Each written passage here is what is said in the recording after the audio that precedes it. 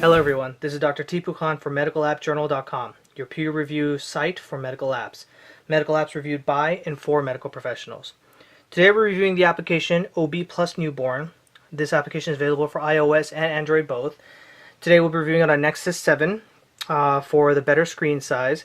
However, as you can see here running on my Galaxy S3, if I click on the application, it's going to take me to the exact same user interface that you get if you click on the tablet version. So we're going to go ahead and use the tablet version for today.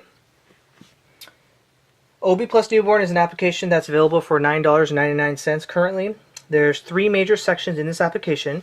As you can see, there's an OB urgency emergency section, obstetrics prenatal care, and newborn primary care. Overall, the information is presented in a chapter-like fashion. So if I click on obstetrics emergencies and urgencies, I will see a subtitle section. If I click on that, I'll get more information in a bullet format presented to me. This information seems like it was adapted from a textbook. It's written in bullet pocketbook style format, something that I'd expect to see in a pocket reference for an experienced clinician to be using rather than a young learner. So let's go ahead and go back to the main screen here. So navigation of the user interface is pretty straightforward. For example, if I click on tocolysis and I look down, I can find nifedipine as a preferred tocolytic. I can continue to read, and if I want to go back, I can click on table of contents to take me to the main table of contents, or I can click index and search for topics based off their alphabetical index that's built in.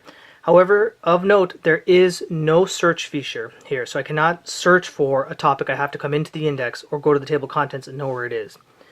Another downside to this user interface, as you just saw, is if I hit the back button, it does not take me back to where I was. It actually exits out of the application without closing it. So if I open it back up, it brings me back to where I am now, but it does not allow me to actually go back to where I was.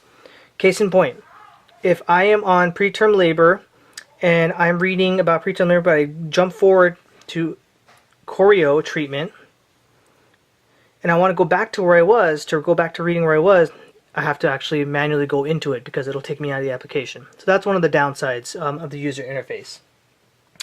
Overall, the user interface is poor. The menu key has no function here. It does not allow me to change the settings, the font size, the colors, no options at all.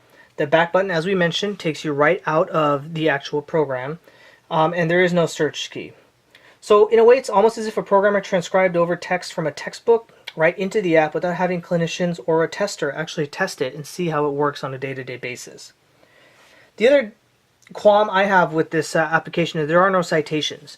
So if I go back to table of contents, I click on tocolysis, I see here nifedipine dosage, which is great, preferred tocolytic, which is great, but no references for dosages or why it's considered preferred tocolytic. And in the world of evidence-based medicine, it'd be nice to have a citation to refer to, which is lacking in this source, which again really emphasizes to me that this is for a seasoned clinician rather than a learner who's trying to put everything together. This is more of a reference for someone who knows they want to go with nifedipine, but want to remember the dosage or when to actually start using it at what gestational term. OBNewborn is a great attempt at consolidating numerous resources into one app, and it's ideal for a family physician who's practicing prenatal, antepartum, high-risk OB, and newborn care in clinic and in the hospital.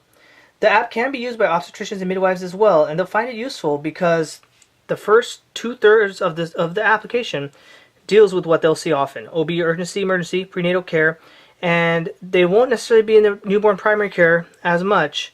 But what they will find in that section useful is neonatal resuscitation and APGARs.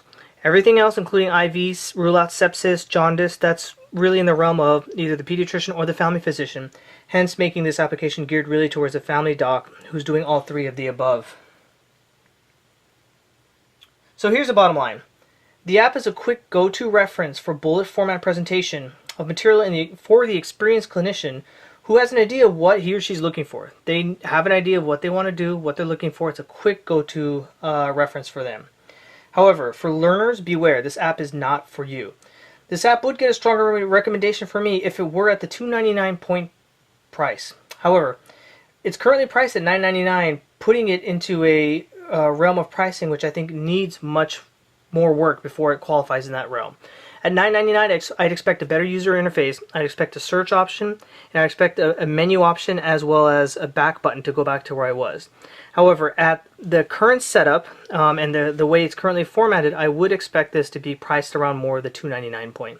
So again, bottom line, great application for a one-stop reference for information for these 3 subjects.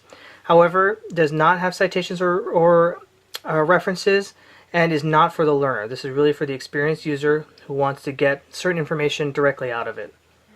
Any further questions can be had by contacting me at the information provided on the review, and feel free to read the full review for further details, including more screenshots and my opinion. Thank you. Bye.